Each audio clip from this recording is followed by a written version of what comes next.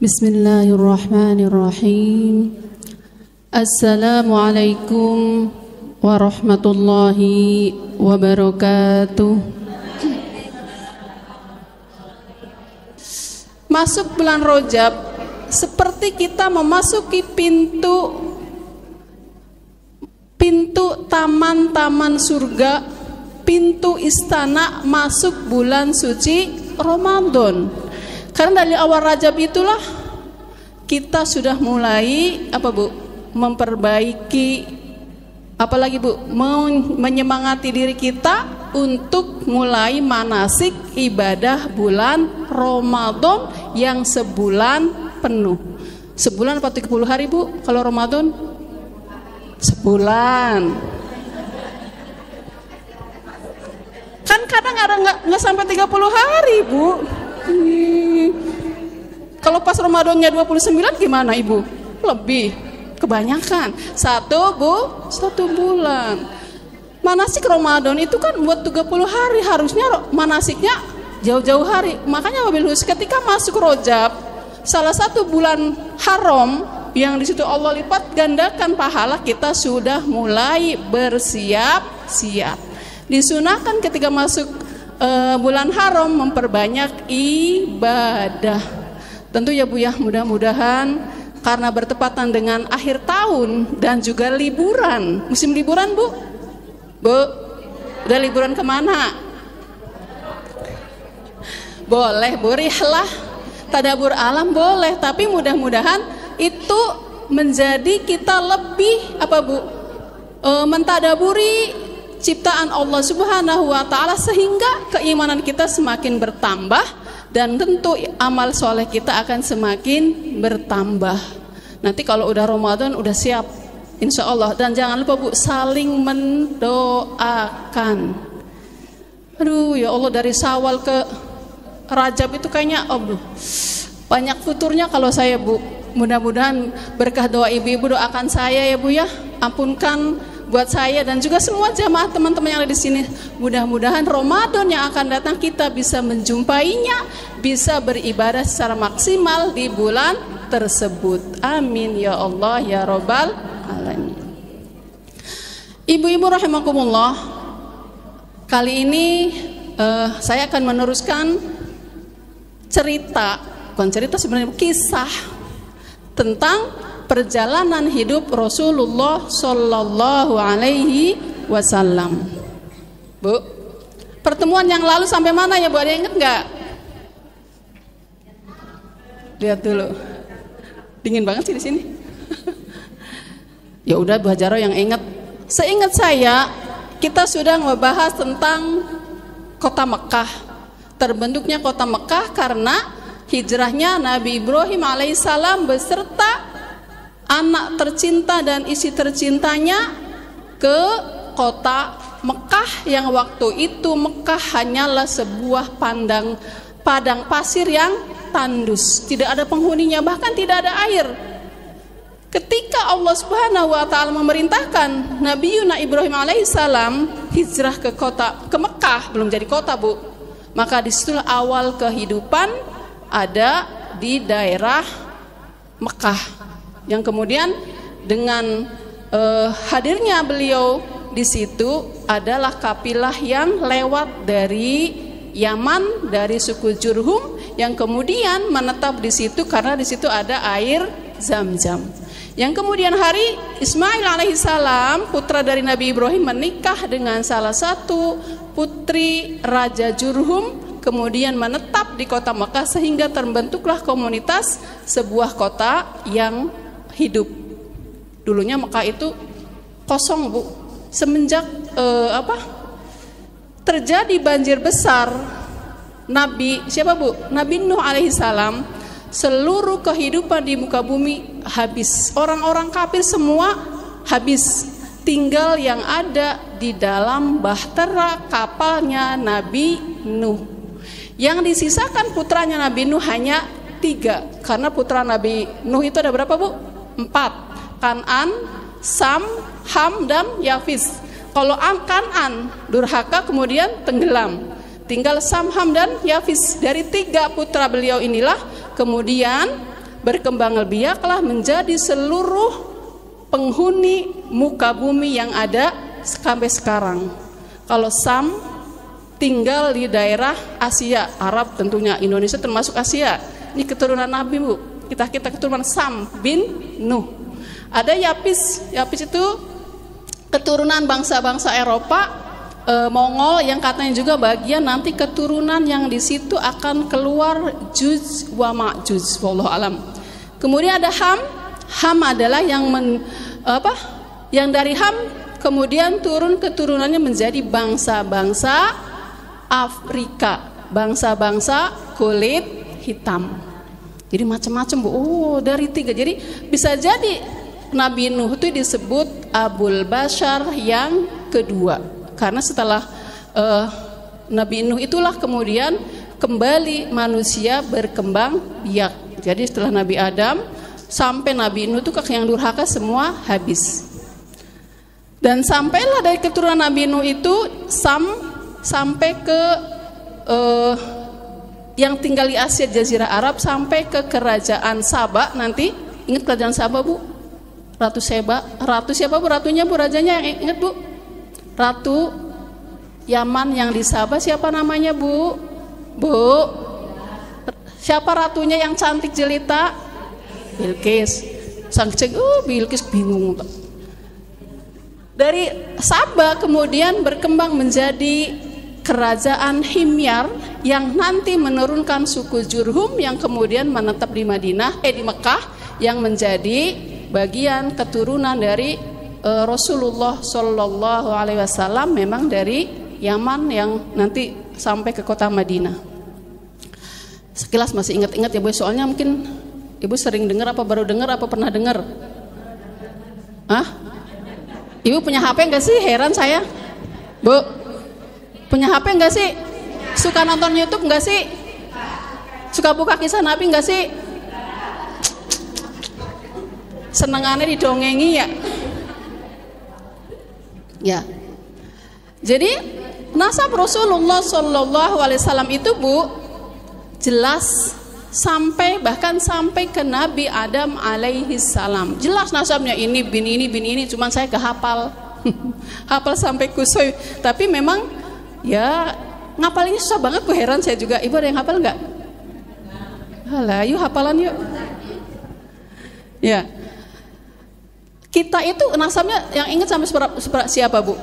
Kita, emak kita, kakek kita, buyut kita, siapa lagi? Buyut, udah 7 turunan aja udah bingung. Rasulullah nasabnya sampai Nabi Adam jelas. Itulah mulia nasab beliau. Bahkan beliau lahir kemudian di sebuah kota Mekah yang dari bangsa Quraisy, yang waktu itu rajanya adalah Abdul Muthalib yang merupakan kakek beliau Sallallahu Alaihi Wasallam. Udah kisahnya kemudian nanti langsung aja, karena kemarin sudah sampai Rasulullah lahir, kisahnya itu pada tanggal 12 Rabiul Awal, dan juga disebut pada waktu itu karena belum ada bulan, tahunnya tahun gajah. Karena bulan itu sudah ada, Bu, semenjak langit dan bumi diciptakan. Allah pun ciptakan perhitungan bulan, tapi tahun belum ada penetapan. Nah, ketika nanti di zamannya Khalifah Umar baru ada penetapan tentang tahun Islam atau tahun Hijriah nanti. Ibu-ibu rahimakumullah, ketika beliau Rasulullah Shallallahu Alaihi Wasallam lahir, bahkan menjelang kelahirannya banyak kejadian-kejadian yang luar biasa yang itu mengiringi dari kemuliaan beliau Rasulullah Khotamul Anbiya wal Mursalin, yaitu kejadian-kejadian tidak biasa terjadi. Di antaranya, ibu-ibu rahimakumullah, saya ngambil dari kitab Sirah Nabawiyah macam-macam, Bu. Ada saya baca dari Barjanji, dari Khulasah Nurul Yakin. Tapi memang namanya sejarah, kadang-kadang para ulama sejarah pun ada banyak yang ikhtilaf atau berbeda. Nanti kalau ada, Ibu Hajar kok begitu, mungkin ada ulama lain mengatakan seperti ini, ulama yang satu mengatakan seperti itu, tapi mendekati ya, Bu, ya. Ya. Di antara keistimewaan yang terjadi ketika beliau menjelang kelahirannya atau setelah kelahirannya adalah yang pertama, saya rangkum ya Bu ya. Di Madinah itu orang-orang Yahudi melihat sebuah bintang yang disebut bintang Ahmad. Itu perkataan orang Yahudi ya Bu ya, karena orang Yahudi sungguh sangat menunggu kelahiran beliau Shallallahu Alaihi Wasallam. Sangat ingin sekali yang lahir Nabi akhir zaman itu adalah dari kalangan kaumnya, yaitu kaum Yahudi. Nunggu Bu. Kenapa mereka menunggu? Dalam kitabnya nanti akan lahir seorang Nabi akhir zaman yang akan menjadi pemimpin seluruh manusia, yang dia akan memenangkan dari segala umat. Dan kala itu orang Yahudi di Palestina dia terusir karena juga kesombongannya. Kemudian Palestina diduduki oleh seorang raja yang zolim, yaitu Raja Bukhtanasor. Kalau bahasa Inggrisnya saya ngomongnya susah, Bukhtanasor aja yang bahasa Arab. Itu raja zolim ya Bu ya. Pada waktu itu di dunia ada dua raja zolim, ada dua raja yang soleh. Satu yang zolim Bukhtanasor, yang kedua Raja Namruz yang mengaku dirinya Tuhan. Kemudian raja yang soleh siapa Bu? Sulaiman dan Raja Dzulqarnain, yang dia menguasai timur dan barat. Wallahu alam. Beliaulah yang membangun benteng pertahanan supaya Ya'juj wa Ma'juj tidak keluar ke bumi ini Bu, ke kehidupan manusia umumnya. Beliau yang membangun. Jadi itu Ya'juj wa Ma'juj dikasih benteng. Nanti akan keluar Ya'juj wa Ma'juj itu ketika menjelang hari kiamat. Dan keluarnya Ya'juj wa Ma'juj akan menghabiskan seluruh kehidupan yang ada di bumi. Lewat laut, lautnya diminum habis. Lewat sungai habis semua. Pokoknya ganas sekali yang namanya Ya'juj wa Ma'juj. Ngeri banget kebayang. Sampai orang-orang terdesak berlarian ke gunung berebut makanan. Tapi kisahnya kalau saya baca itu ya nanti menjelang, bahkan mungkin Nabi Isa sudah turun. Kira-kira kita masih ada enggak ya? Gak usah dipikirin Bu. Tapi harus dikasih tahu aja ke anak-anak supaya bersiap. Gak usah dipikirin, hari kiamat pasti akan terjadi dan ada tandanya. Ya. Jadi orang Yahudi itu mengatakan akan ada bintang Ahmad yang turun di bumi, maksudnya yang ada di langit. Melihat, saksinya waktu itu adalah di benteng Yahudi itu waktu itu ada namanya yang menjadi sahabat Rasulullah, kemudian harinya penyairnya namanya Zaid bin Sabit. Jadi itu ada bintang Ahmad turun. Itu yang mengatakan orang Yahudi, berarti ada kelahiran seorang nabi akhir zaman. Tapi kemudian mereka mengingkari Bu. Padahal nunggu banget. Kapan ya akan datang itu kelahiran nabi akhir zaman yang akan menjadi pemimpin dia? Pengennya dia. Ternyata lahirnya dari kaum bangsa Arab, bukan dari kalangan Yahudi. Maka kemudian dia menyembunyikan tentang kelahiran, kenabian, kerasulan Rasulullah Shallallahu Alaihi Wasallam. Maka orang-orang Yahudi pun mengingkarinya, bahkan memusuhinya dan berusaha akan membunuh beliau Shallallahu Alaihi Wasallam. Di Quran surat Al-Baqarah ada ya Bu ya. Alladzina atainahumul kitaba ya'rifunahu kama ya'rifuna abna'ahum. Mereka itu orang-orang yang beri Alkitab, Yahudi dan Nasrani, mengetahui tentang Nabi akhir zaman yaitu Rasulullah Sallallahu Alaihi Wasallam seperti mereka mengetahui, mengenal putra-putranya sendiri. Jadi tahu, ini kayak gini, rambutnya kayak gini, bentuknya kita tahu. Wa inna minal kitabi layaktumunal haqqa wa hum ya'lamun. Dan sesungguhnya mereka ahli kitab itu menyembunyikan kebenaran karena hasad. Kenapa hasad? Lahirnya beliau bukan dari kalangan Yahudi. Padahal kalau dihitung itu masih saudara juga ya Bu ya. Kan Nabi Ishak putranya Nabi Ishak putranya siapa Bu? Ishak. Astagfirullah. Nabi Ishak putra Nabi Ibrahim, Nabi Ismail putra Nabi Ibrahim, cuman beda emak. Ishak itu kan Ishak ya ke Bani Israel, Rasulullah Ismail ke Rasulullah. Bingung ibu-ibunya cerita dah. Kemudian yang kedua, sebenarnya banyak, di antara saya catat beberapa saja. Ketika beliau dilahirkan itu sangat mudah. Bahkan sebagian ulama mengatakan beliau tanpa bantuan seorang bidan atau seorang apa Bu? Ya paraji ya, paraji. Oh maberang lah gitu, kayak orang Sunda mah. Jadi dengan mudahnya beliau keluar sebagaimana siapa Bu? Isa bin Maryam lahir dari bundanya itu tanpa bantuan seorang bidan atau mak berang cenah paraji. Tapi ada sebagian saya baca di kitab Khulasatul Nurul Yakin itu katanya bidannya namanya Sayyidah Syifa, wallahu alam ya Bu ya. Namanya juga kitab ya. Silahkan kita pegang yang siapakah bidannya Rasulullah? Kalau menurut Khulasatul Nurul Yakin, kitab Nurul Yakin namanya Siti Syifa. Kalau orang Indonesia mah bilangnya Syifa. Syifa kan artinya ya obat. Tapi kalau saya baca di Sirah Nabawiyah Ibnu Hisam, jadi dengan mudahnya keluar sendiri sebagaimana Maryam melahirkan Nabi Isa alaihi salam. Ya itu. Kemudian seterusnya adalah ketika beliau lahir itu sudah terputus tali pusarnya. Jadi enggak riweh. Yang katanya kalau lahiran itu pusarnya kelilit di leher nanti gedenya pantesan. Pakai baju apa aja pantes pokoknya mah. Gitu nggak sih Bu mitosnya Bu? Ada yang putra-putrinya lahir kayak gitu. Malah susah Ibu kelilit tali pusar kan susah. Kalau di rumah sakit mah operasi Bu, bukannya tak pantesan, operasi. Ini mah malah pantesan. Rasulullah tidak, tali pusar sudah terputus, bahkan beliau lahir sudah dalam keadaan sudah dikhitan. Masya Allah. Kemudian seterusnya ketika beliau lahir, beliau pun tangannya menengadah ke atas, jadi kepalanya diangkat seperti berdoa menghadap langit. Aneh Bu, ada nggak bagi yang kayak gitu? Saya belum lihat lahiran kayak mana. Ada yang diambil gitu ya Bu ya.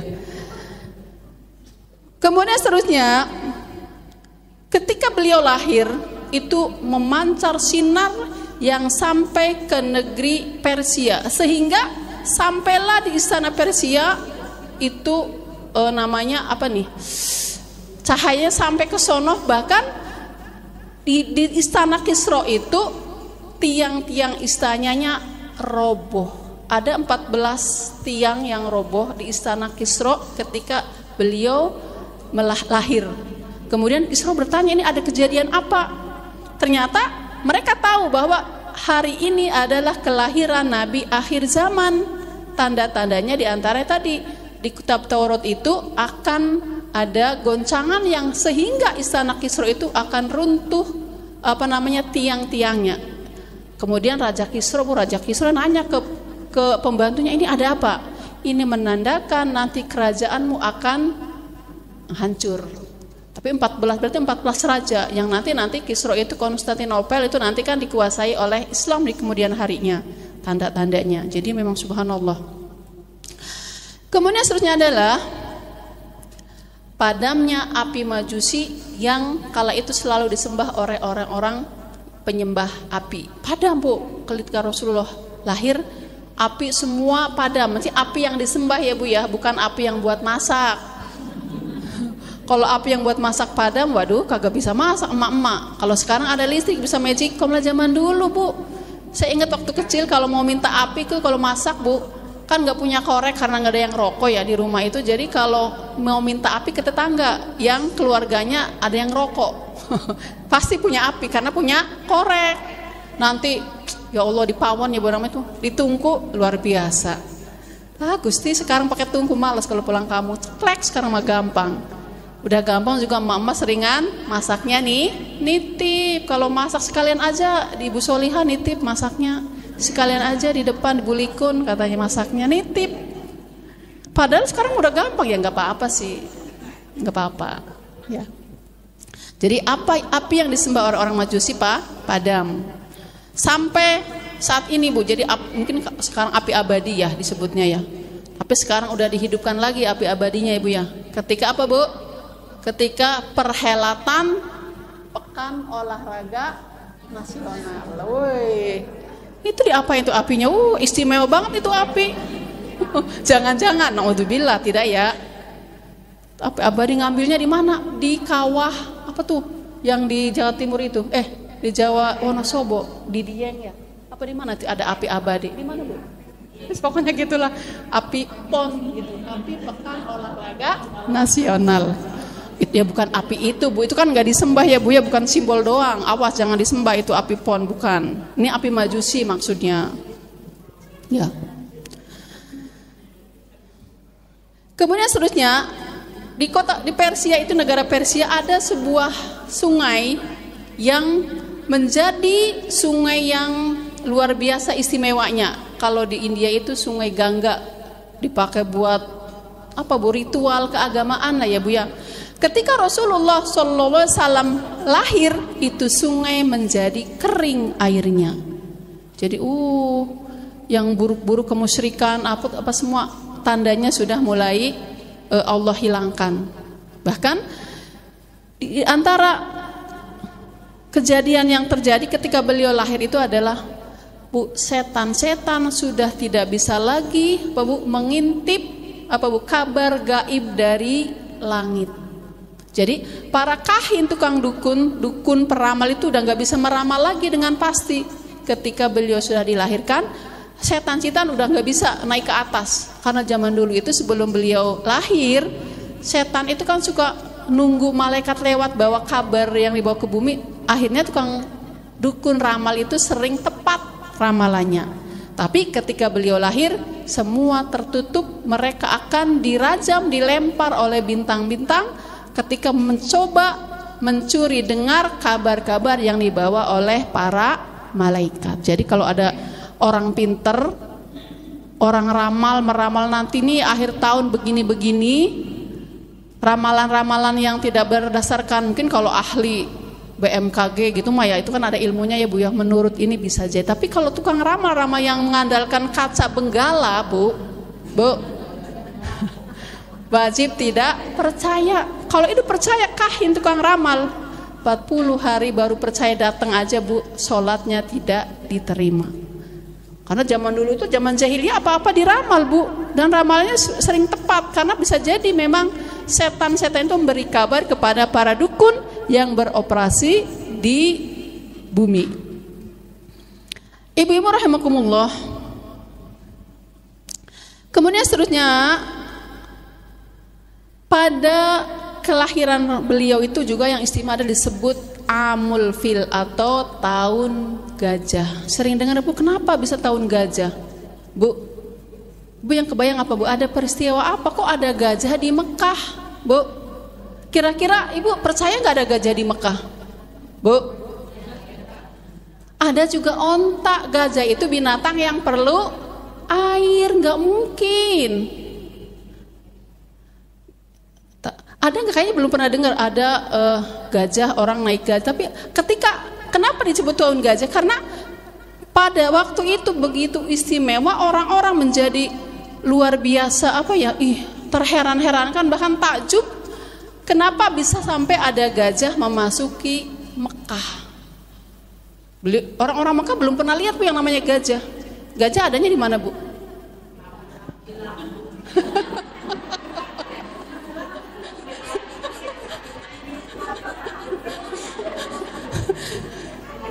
Kalau dulu mah ingat gajah itu terkenal kalau di Indonesia di Lampung ya, di Lampung, terus Thailand. Gampang-gampang di Taman Safari pasti ada lah Bu. Taman Safari di Ragunan. Tapi kalau di Mekah saya sampai sekarang mungkin jarang. Ibu kalau yang udah umroh haji ke sana pernah lihat gajah nggak? Sekarang belum pernah ya Bu ya.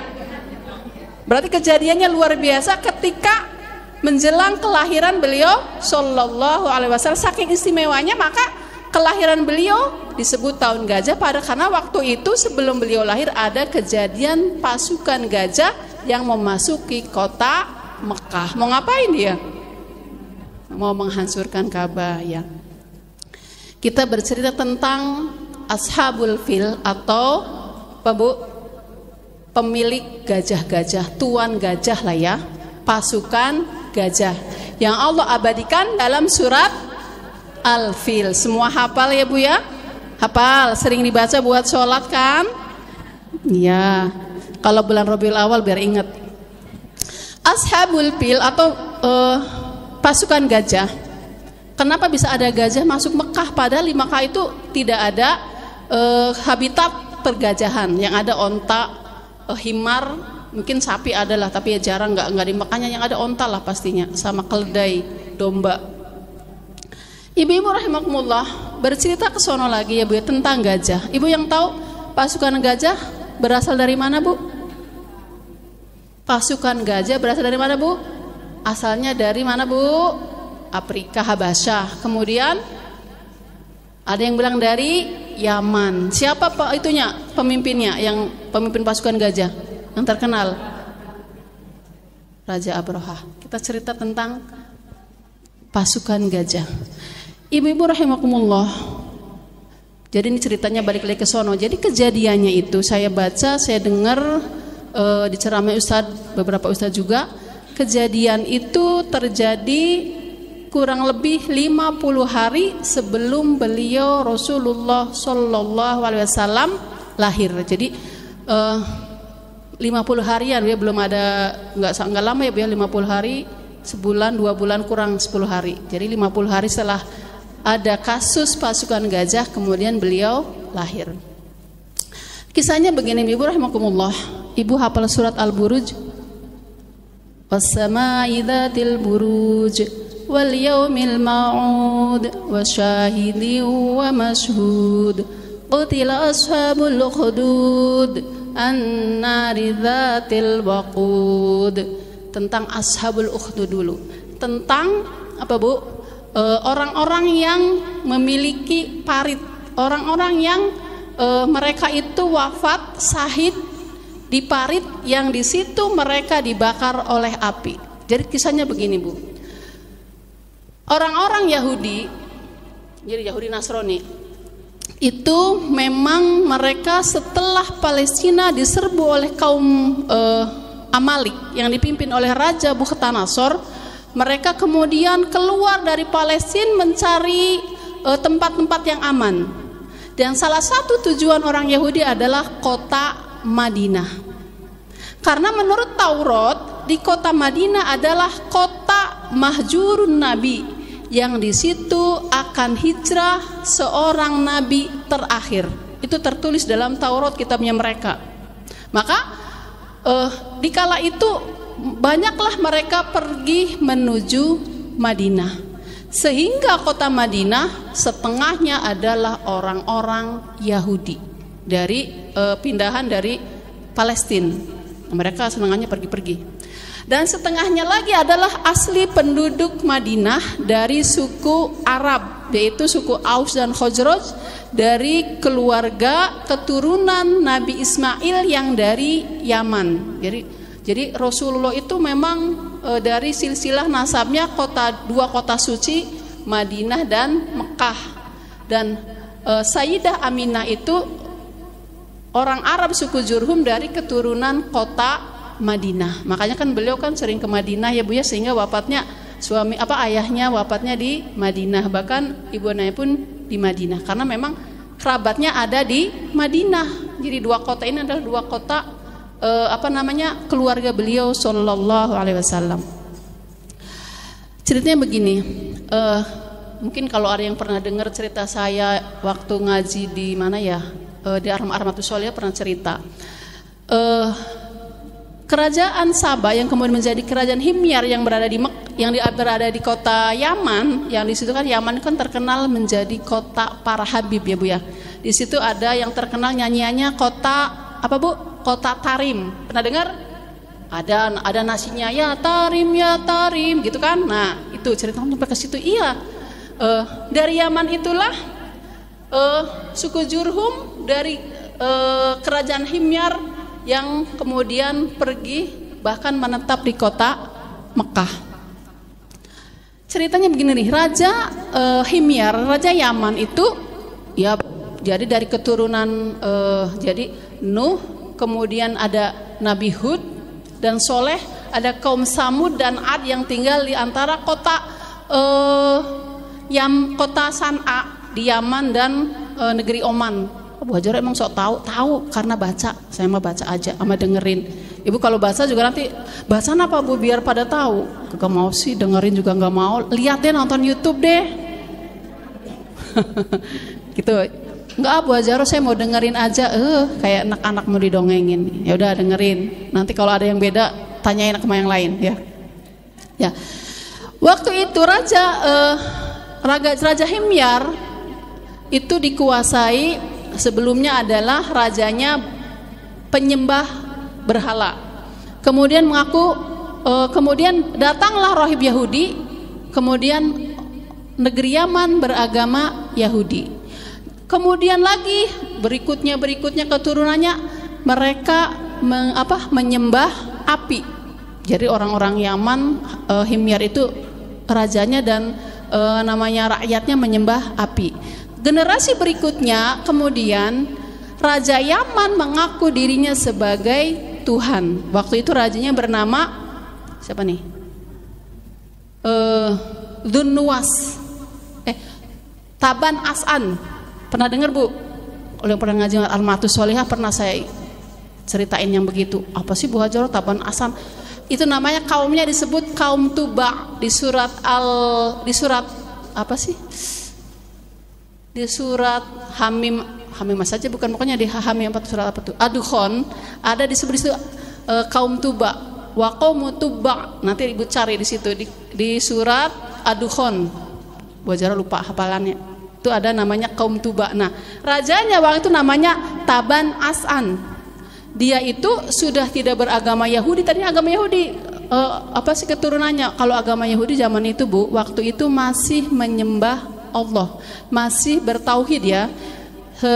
Kemudian setelah datang agama Nasrani yang dibawa oleh Nabi Isa alaihissalam, Nabi Isa diutus, orang-orang Yahudi sudah mulai banyak yang ingkar, kafir.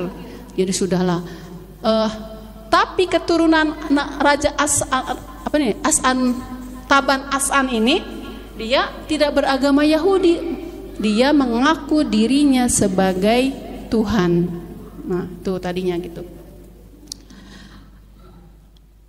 Ketika dirinya mengaku dirinya sebagai Tuhan, dia memiliki pendamping, penasehat, seorang sahir. Siapa sahir? Tukang sihir.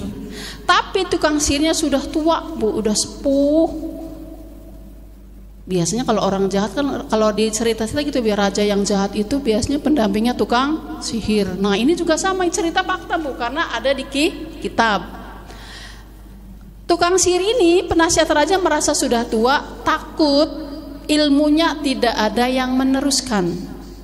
Akhirnya bikinlah sayembara, adakah di Yaman anak-anak muda yang cerdas yang mau belajar sihir. Nanti kalau dia pinter akan menjadi penggantinya menjadi penasehat raja. Raja Bu, penasehat raja Bu. Wah, gajinya berapa? Wallahu alam berapa raja. Anggota dewan aja gede ya, apalagi ini penasehat raja. Berarti kalau jadi penasehat presiden gajinya gede. Bu, daftar Bu. Bikinlah sayembara. Kemudian terpilihlah seorang remaja yang cerdas, anak laki-laki remaja yang cerdas namanya Wadoh. Dia terpilih menjadi muridnya tukang sihir tadi. Nah, mulailah dia belajar sihir ke tukang sihir tadi. Si Wadoh ini karena rumahnya jauh di kampung Bu, orang-orang kampung kan ada yang banyak yang pinter Bu, yang cerdas banyak karena masih pada jujur. Ketika mau belajar sihir, dia melewati sebuah biara Bu, gereja ya, kalau karena gereja kan itu gereja siapa Bu? Gereja itu adalah pemiliknya seorang pendeta Nasrani yang bernama siapa Bu? Abdullah bin Samir. Kok namanya Abdullah? Kan dia masih bertauhid Bu waktu itu. Orang-orang Nasrani masih bertauhid. Nah, orang-orang Yahudi sudah mulai menyimpang. Nah, si Waldo ini kalau ketika akan belajar sihir melewati biaranya siapa Bu tadi? Ayo, Abdullah bin Samir. Jadi dia sebelum belajar sihir dia mampir belajar juga tentang ilmu tauhid. Jadi belajar agama lah, kitab Injil. Waktu itu kitab Injil belum dirubah, masih asli. Jadi tiap hari belajar sampai saatnya waktunya tiba, sihirnya pun sudah hampir semua ilmu tukang sihir sudah dikuasai. Udah pokoknya kelas, kalau sabuk apa yang terakhir itu sabuk pengaman. Pokoknya ilmu sihirnya udah tingkat tinggi, bahkan sudah pokoknya kamu sudah selesai, sudah wisuda lah kalau kita mabuk. Kalau sekolah itu udah wisuda. Nah, belajar sihir kan ada itunya, ada sekolah sihirnya. Ada kan Bu di film tuh Bu. Siapa tuh yang bisa terbang pakai pakai sapu itu. Nah, itu bisa berarti dipelajari. Ada sekolah sihir, kampus sihir ada. Oh, ternyata iya. Kalau kita mau udah wisuda, sihirnya sudah sempurna, dan juga ilmu tauhidnya pun, belajar kitab Injilnya pun sudah sempurna, sudahlah pokoknya menguasai. Suatu ketika terjadi kejadian, itu ada suatu hal di jalan besar itu, binatang yang sangat besar yang menghalangi orang-orang lewat kejadiannya. Jadi kemudian masyarakat di situ tahu bahwa anak muda ini ahli sihir. Ahli sihir. Oh, gitu. Akhirnya minta tolonglah, "Hei Wadoh, tolong singkirkan itu binatang itu karena menghalangi jalan orang yang akan lewat." Punya binatang besar, mungkin kalau zaman dulu naga ya, pokoknya gitulah, nggak disebutkan, yang sangat berbahaya itu, kalau misalnya orang lewat bisa dimakan gitulah ya. "Ayo Wadoh, buktikan sihirmu itu, pasti kamu bisa." Akhirnya dikumpulkanlah orang-orang kota, orang-orang kampung situ akan menyaksikan si Wadoh katanya akan menggunakan ilmunya. Akhirnya sudahlah di situ kumpul, Wadoh datang, dia pun ragu-ragu, ini mana nih yang benar, tapi kayaknya yang benar ini yang ajaran Abdullah bin Samir, bukan tukang sihir. Tukang sihir itu bohong. Karena dibilangin kata tukang sihirnya, kamu kalau pengen dipercaya orang jadi penyihir itu harus banyak bohong. Bohong, emang dibohongi, dibohong. Oh, akhirnya Wadoh nggak pakai itu ilmu sihirnya. Dia akhirnya berdoa kepada Allah sebelum menghilangkan lah, pokoknya itu si binatang. Dia berdoa, sholat 2 rakaat, kemudian berdoa, "Ya Allah, ini ada binatang yang ini, dengan kuasamu tolonglah agar bisa diselesaikan urusan binatang tersebut." Maka kemudian Wadoh ngambil kerikil, baca bismillah, matilah si bidabah binatang tersebut dan jatuhlah ke jurang. Akhirnya orang-orang ribut, "Hei Wadoh, sihir kamu hebat banget ya, hebat banget sihir kamu." Akhirnya, "Ya kaumku, ini bukan sihir, ini adalah kuasa Allah Subhanahu wa ta'ala, bukan sihir. Sihir itu bohong, sihir itu begini-begini, pokoknya itu tukang sihir itu bohong, jangan percaya. Taban Asan itu bukan Tuhan, dia adalah pembohong yang mengaku dirinya Tuhan. Ini adalah ajaran dari Allah Subhanahu wa ta'ala, penguasa, Tuhan seluruh alam dan juga Tuhan kalian semua. Ayo masuk Islam, masuk Islam." Akhirnya mereka semua beriman kepada Wadoh. Jadi seluruh keluarga yang ada di situ, hampir 20 orang beriman kepada Wadoh. Nah, kabar keimanan kaum itu didengar oleh sang raja. Bu, marah nggak? Marah raja. "Wah, ini bahaya nih, si Wadoh udah diajarin sihir, mau jadi menjadi pembantu saya, menjadi penasihat saya, kok malah dia memusuhi saya nih, dia membangkang. Wah, panggil Wadoh, panggil." Akhirnya Wadoh dipanggil lah sama si raja. Dia bunuh dia, bawa dia ke tempat yang tinggi agar dia mati gitu. Akhirnya dibawalah Wadoh oleh pasukannya raja, dibawa ke tempat yang tinggi, kemudian dijatuhkan dari tebing yang tinggi ke bawah. Tapi ternyata kemudian harinya kok Wadoh balik lagi, selamat lagi, Allah selamatkan. Berulang sampai 3 kali, dijatuhkan dari atas gunung, ditenggelamkan, bahkan dibakar. Terakhir itu dibakar nanti Bu. Tetap Wadoh itu mengakui bahwa Allah adalah Rob seluruh manusia. Tambah marah, terakhir, Waduh panggil sini. Kalau begitu ini bahaya nih. Akhirnya Waduh dipanggil lagi ke istana. Hei Waduh, kenapa kamu mengingkari saya sebagai Tuhan? Memang engkau bukan Tuhan ya Raja. Engkau adalah manusia biasa, engkau adalah hamba Allah. Engkau tidak akan bisa membunuh saya tanpa izin dari Tuhan saya. Kata Waduh itu izin dari Allah. Ketika Allah bukan berkehendak, tidak mungkin akan terjadi kematian. Begini saja Raja, kalau Raja ingin membunuh saya, nanti saya ajarin caranya. Bagaimana caranya? Nanti engkau baca bismillah, bahwa yang bisa mematikan adalah hanya Allah Subhanahu wa taala, Tuhan saya dan Tuhan seluruh umat manusia. Oh ya udah kalau begitu ayo kita buktikan. Akhirnya dikumpulkanlah seluruh masyarakat waktu itu yang kira-kira ada 20 ribuan.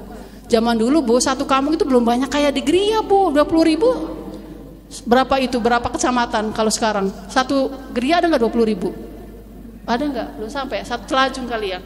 Ini satu negara cuma ada 20 ribu penduduknya baru Bu. Kan orang zaman dulu kan baru sedikit Bu. Emangnya di Gria cepet, banyak, mepet rumah aja.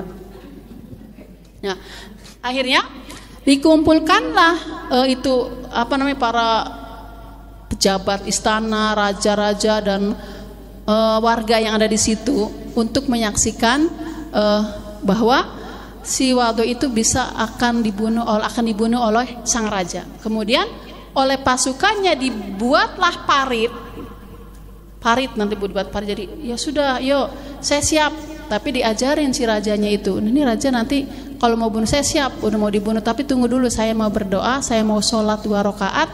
Nih nanti kalau mau bunuh saya di panah ini nih Bu, raja baca bismillah dengan nama Allah, dengan izin Tuhan pemuda ini pasti engkau akan mati. Suruh ngomong gitu, hiranya kenceng.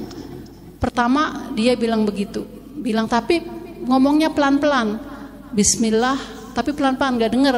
Jadi rakyat gak denger si raja ngomong baca bismillah ketika akan memanah si Waduh. Akhirnya panah pertama dipanahkan sampai kena badannya, tidak meninggal. Kenapa? Kenapa nih Waduh kamu bohong, katanya kalau baca bismillah nanti kamu akan mati. Tadi raja ngomongnya nggak kenceng, rakyat nggak denger. Sekarang yang kenceng ngomongnya, semua rakyat biar denger. Akhirnya raja berteriak sehingga semua orang yang hadir pada waktu mendengar. Bismillahirrahmanirrahim. Dilepaskanlah anak panah tepat kena jantungnya, maka terkulailah Waduh dan wafatlah dia, Bu. Akhirnya apa yang terjadi Bu? Seluruh masyarakat yang ada di situ semakin tambah keimanannya, Bu. Ternyata memang yang bisa menghidupkan dan mematikan hanyalah Allah Subhanahu wa ta'ala. Bahkan para pembantu raja pun banyak yang beriman, sehingga jumlahnya lebih dari 20 ribuan lah. Raja gimana Bu? Raja sangat marah Bu. Akhirnya dia memerintahkan pasukannya yang masih setia sama dia untuk tadi orang-orang yang beriman kepada Waduh suruh dibunuh. Jumlahnya hampir 20 orang. Bahkan mereka dibunuh dengan dibakar. Itu salah satu kisah yang ada pada surat Al-Buruj yang disebut Ashabul Ukhdud, pemilik parit yang menyala-nyala apinya. Bu, ternyata Bu, begitu beratnya ujian keimanan. 20 orang dibunuh karena mereka beriman kepada Waduh. Waktu itu Waduh beragama Nasrani. Ya, waktu Nasrani masih mentauhidkan Allah Subhanahu wa ta'ala. Dikit lagi ya Bu ya. Ibu-ibu rahimakumullah, setelah 20 orang itu semuanya dibakar, ternyata Bu ada satu orang yang selamat. Bu, ada satu orang yang selamat. Namanya siapa Bu? Namanya Daus du Sa'labah. Saya baca di sini Bu. Takut lupa, takut salah. Jadi ada satu orang dari 20 orang yang tadi dibunuh itu yang selamat. Dia lari, terus lari.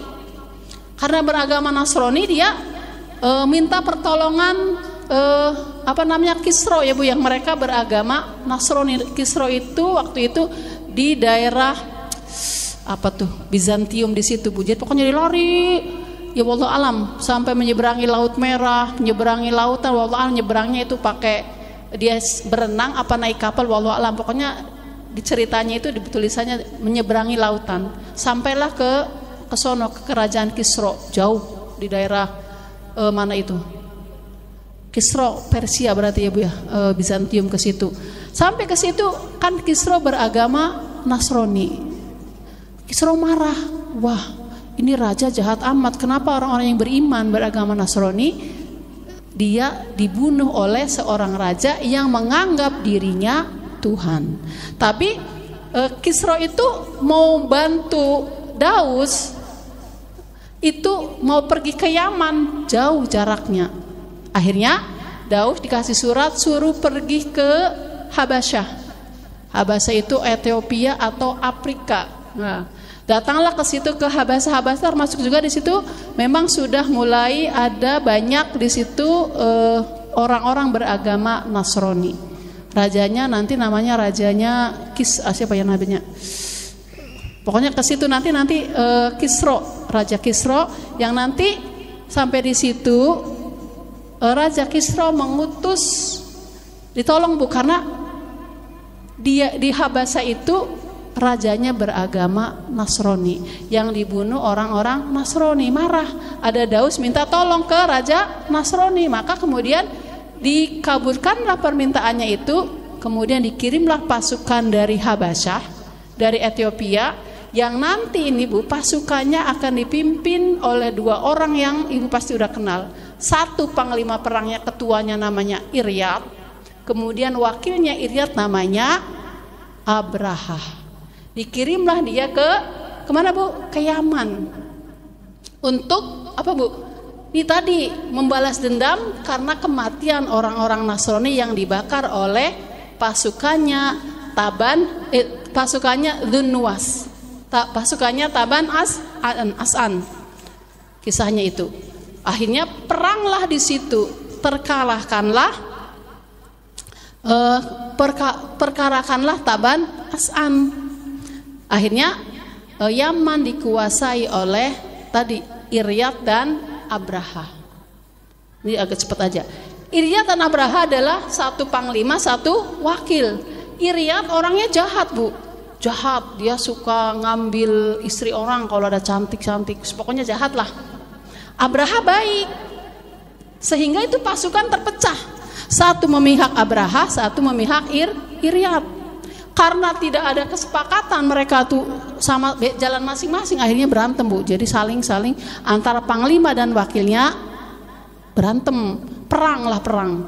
Tapi lama-lama jadi udah gini aja Iryat, kalau kita perang nanti pasukan kita habis, yang rugi kita semua. Kalau begitu gini aja, kita saja adu kekuatan dua, kita satu lawan satu antara Iryat dan Abraha. Akhirnya kemudian tandinglah berdua. Nah, pertama Abraha kalah, karena kan Abraha kan pasti kepandaian berperangnya di bawah panglima, makanya dia jadi wakil, ketuanya Iryat yang lebih hebat. Ketika terjadi pertandingan, Abraha hampir terkalahkan, bahkan hidung Abraha terpotong, maka Abraha disebut Abraha al-Asrom, karena Abraha yang hidungnya terpotong. Kalau di MI pernah ada diajarin MI Sirojul Pala, anak-anak pernah Abraha al-Asrom. Iryat merasa, oh Abraha udah kalah tuh, udah berdarah, udah jatuh. Dia tinggalin Abraha. Ternyata Abraha masih hidup. Iryat berjalan, dipanahlah dari belakang sehingga Iryat pun mati. Maka Abraha lah yang menguasai pasukan yang tadi dipimpin oleh Iryat. Nah, kabar kematian Iryat sampai ke raja yang ada di Habasyah. Marahlah raja, wah ini gimana anak buah saya kok berantem, perang saudara. Dimarahinlah pokoknya marah. Nah, Abraha ketakutan Bu. Abraha ketakutan. Maka kemudian ia menyusun rencana bagaimana caranya supaya si raja Habasyah tidak marah.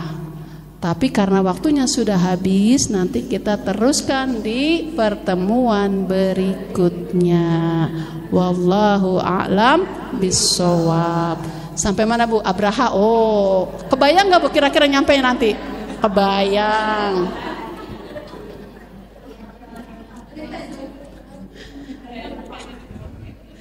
Ngantuk ya Bu? Oh iya Bu, Raja Habasa itu namanya Raja Najasi rupa saya. Nanti raja penguasa Habasa Najasi, dan nanti mereka beriman ya. Wallahu a'lam bishawab. Nanti kita teruskan ya Bu ya tentang Ashabul Fil. Kenapa Raja Abraha bisa mau menghancurkan Ka'bah? Udah pernah dengar apa belum? Baru dengar? Hah? Bu? Baru dengar? Berapa kali ikut muludan? Ampun dah si ibu. Bu, ketik napa? YouTube-nya buat apa sih? biar kalau saya lupa bisa saling ngetin kok. Bu Ajora di YouTube. Iya, saya di antara yang lihat di Surabaya Ibnu Hisam juga dengerin ceramahnya Ustadz semua, ada Ustadz Abdul Somad, Ustadz Khalid Basalamah. Jadi kan jelas ini step-stepnya. Jadi ya supaya kita tahulah nanti perjalanan hidup Rasulullah sallallahu alaihi wasallam. Wallahu a'lam bishawab. A'udzubillahi minasyaitonir rajim. Bismillahirrahmanirrahim. Allahumma shalli ala habibina wa syafi'ina wa karimina sayyidina wa maulana Muhammad sallallahu alaihi wasallam. Alhamdulillahirabbil alamin, hamdan syakirin hamdan ya'imin hamdan wa bi ni'amahu wa yukafi mazidah. Ya rabbana lakal hamdu wa lakal syukru kama yanbaghi li jalalil karim wa 'azimi sultanik. اللهم صل على سيدنا محمد تنجينا بها من جميع الأهوال والآفات وتقضي لنا جميع الحاجات وتطهرنا جميع السيئات وترفعنا بها عندك على الدرجات وتبلغنا بها أقصى الغايات من جميع الخيرات في الحياة وبعد الممات. اللهم اغفر لنا ذنوبنا ولوالدينا وارحمهما كما ربيانا صغارا ولجميع المسلمين والمسلمات والمؤمنين والمؤمنات الأحياء منهم والأموات إنك سميع قريب مجيب الدعوات وقاضي الحاجات وغفر الذنوب والخطيئات. اللهم أرنا الحق حقا وارزقنا اتباعه وأرنا الباطل باطلا وارزقنا اجتنابه. رب اشرح لنا صدورنا ويسر لنا أمورنا وبارك لنا في دارنا وبارك لنا في رزقنا وبارك لنا في أهل بيتنا وبارك لنا في علمنا وبارك لنا في جماعتنا. اللهم لا سهل إلا ما جعلته سهلا وأنت تجعل الحزن إذا شئت سهلا. ربنا ظلمنا أنفسنا وإن لم تغفر لنا وترحمنا لنكونن من الخاسرين. اللهم إنا نسألك الهدى والتقى والعفاف والغنى. اللهم إنك عفو كريم تحب العفو فاعف عنا. اللهم إنا نسألك رضاك والجنة ونعوذ بك من سخطك والنار. ربنا هب لنا من أزواجنا وذرياتنا قرة أعين واجعلنا للمتقين إماما. ربنا تقبل منا إنك أنت السميع العليم وتب علينا إنك أنت التواب الرحيم. ربنا آتنا في الدنيا حسنة وفي الآخرة حسنة وقنا عذاب النار. وصلى الله على سيدنا محمد بالأم وعلى آله وصحبه بارك وسلم. سبحان ربك رب العزة عما يصفون وسلام على المرسلين والحمد لله رب العالمين. Amin amin ya rabbal alamin. Kurang lebihnya mohon maaf. Usikum wa nafsi bitaqwallah wal afwa minkum. Billahi taufiq wal hidayah. Assalamualaikum warahmatullahi wabarakatuh. Waalaikumsalam.